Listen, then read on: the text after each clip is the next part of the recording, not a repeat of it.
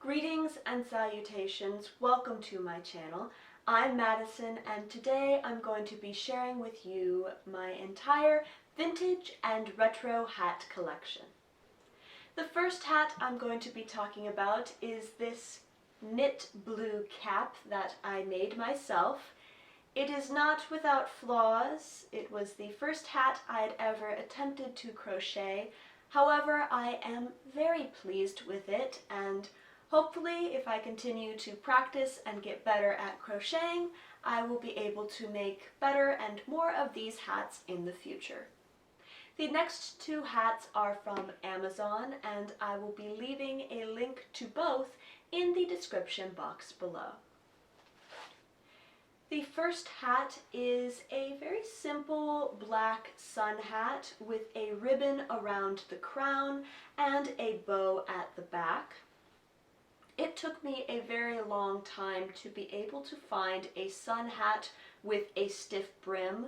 So many of the sun hats in the modern market are very wide and very droopy and floppy, and that is not what I wanted.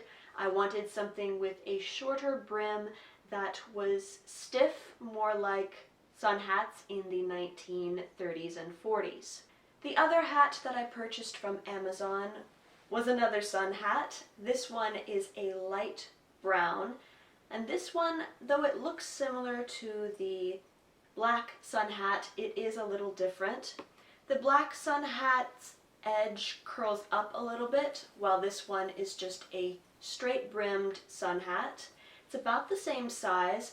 However, one thing that I like a little bit better about this sun hat than the black hat is that it does have a detachable ribbon, and it has little loops on the side so that I can add any decorative item I want, be it a ribbon, a scarf, or flowers.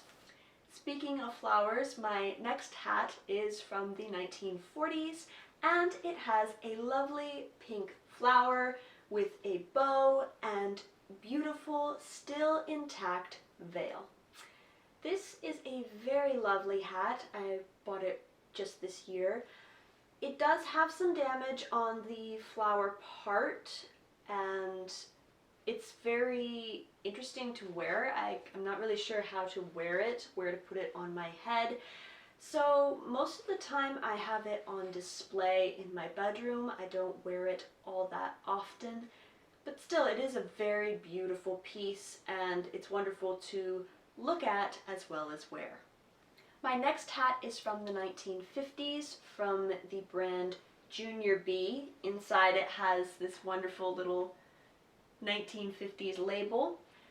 I have an interesting relationship with this hat. There are some days that I like it and some days that I don't. It's kind of a strange hat. It has this furry, fuzzy material at the top, and then around the crown it has this sort of shiny faux satinish fabric that is brown and red. Then at the side it has a cluster of sequins and beads that hold down two very long feathers. My next hat is also from the 1950s, and it is from the brand Heirlooms. This wonderful chocolatey brown cap is 100% wool, and at the side it has some silver and gold thread with a cluster of sequins. Up next are my berets. I have a black one and a red one, and both of these are 100% wool. I like berets so much. They are versatile. You can pretty much pair them with any outfit. They're easy to find. Most stores carry berets still. And best of all, they are pretty affordable. It is very rare that I see a very expensive beret. You can find these types of berets on Amazon or in your local department stores, and they're pretty much all going to work with your vintage style. They go with 20 styles, they go with 30 styles, 40 styles, 60 styles, 70s. The beret, I do not believe, will ever go out of fashion, so no matter what vintage style you have, berets are going to work for you. Up next is another sun hat. This is a delightful bright orange sun hat from the Scala collection. I believe that this is from either the 1980s or the 1990s. I cannot recall when this hat was made, but it's a wonderful hat, and it looks quite similar to some of the hats that I have seen from the 1940s. Sun hats were very popular in that decade, as well as bonnets, and I think that this one does a good job of replicating that look. This next hat was one of the first vintage style hats that I ever bought. I thought it looked so vintage, so authentic, and it still does work as a vintage style hat. However, I do not wear it that much anymore. It is this gigantic sun hat from Forever 21. It's a nice hat. It reminds me of some of those huge sun hats from the 1920s and 1930s. However, it's a little bit too big. I cannot wear this to, say, the grocery store or any place that is rather small because it is so large. It bumps into everything and everybody. And also the fact that it is striped. At the time, I thought that having a striped hat meant that you could wear it twice as much. However, I found that with this hat, it often looked kind of busy.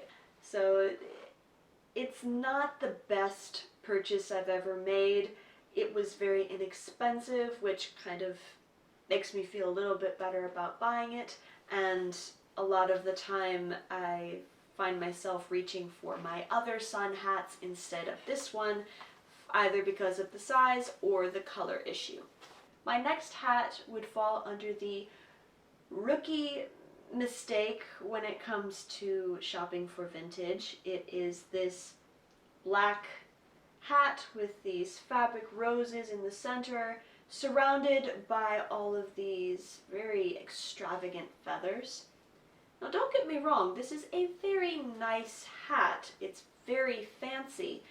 The problem is the fact that it is very fancy. It is pretty inappropriate to wear anywhere. I do not believe that I have worn it out once. I've only worn it for a few lookbooks, and that's it.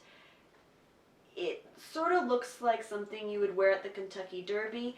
However, I don't believe you're supposed to wear black at the Kentucky Derby, so I'm not really sure what I'm supposed to be wearing this with. It's a beautiful hat. However, I don't believe that it's vintage. There is no label on the inside. There is no real sign to say that it is authentically vintage, except for the price. Of course, I paid about $60 for this hat, so I think that's the only thing that it has in similarity to a vintage hat is the price. So definitely a rookie mistake. If I went back into a store now, I would probably not buy this. I would know better. However, it's a lovely hat, very reminiscent of styles from the 1950s and 60s, and who knows, maybe someday I will have a very fancy occasion to wear this hat. My next hat is from Kohl's. It is 100% wool and a lovely navy blue color. This hat is a testament to the fact that you can find vintage style things pretty much anywhere. The last place I would have thought to find vintage style things was Kohl's, but I have found one or two items that really genuinely look vintage. My next vintage inspired hat is from Forever 21, and it is this black wool fedora. I thoroughly enjoy wearing menswear inspired outfits like suits and trousers, and I really like fedoras, especially the fedora hats from the 1930s and 40s. This one is not quite like the ones that they wore in the 30s and 40s. However, I think with the right styling, it gets the point across, at least until I find a fedora that I am 100% happy with. Interestingly enough, while the fedora is associated now with menswear, originally it was a woman's headpiece, and then in the 1920s, men began to wear fedoras as well. So in the long scheme, if you want to wear a fedora, it's actually not just exclusive to men if you want to wear one. Originally it was women's wear, so wear what you like, have fun with it, and just make the most of what you can find. Up next is this true vintage 100% wool hat. This is a beautiful red hat with a gigantic bow on the side. I believe that this is from the 1980s. However, it looks almost exactly like hats from the 1930s and 40s. I bought this hat mostly because one of my closest friends, who also collects vintage, has a hat almost exactly like this, and I've always admired that hat that she has, and I began to look for several years to find a hat similar to the one that she has. Finally, I found this one. It's almost exactly the same, and I'm so happy. It is one of my favorite hats in my collection, and I wear it all the time. Up next, we have the jewel of my collection. It is this beautiful fur and satin hat. I'm not sure exactly from what decade it is from, but I can make it work for 1940s looks. I can make it work for 1950s looks. I'm sure I could even make it work for 1960s looks. It is just so stunning, so fabulous and elegant. And believe it or not, I only purchased it from an antique store for $5. I thought there was a mistake on the tag. I could not believe that anybody would be selling this beautiful thing for only $5, but apparently it was not a mistake. I bought the hat for that price, and it is definitely one of my favorite hats. It is my most precious, prized possession in my entire hat collection. My last hat is this very simple black, almost headband style of cap from the 1950s. This was a gift from my grandmother, and originally it had this black veil that came down in the front and at the back with little diamante bows on it. Beautiful veil, beautiful design. However, the veil was so badly damaged, it had so many rips and tears, that I just had to remove the whole thing, and I haven't found the right material or style to replace the veil. So right now, it just works as a little sort of headband piece. I actually quite like it without the veil. It's just a nice sort of subtle vintage accent, and sometimes I weave flowers through, or I pin a flower or a brooch to the side just to add a little extra detailing to it. But it's a very nice, basic, classic vintage headpiece. And that is the entirety of my vintage hat collection, for now at least. I hope that you enjoyed this video. Please feel free to like, comment, and subscribe to my channel. Thank you so much for watching.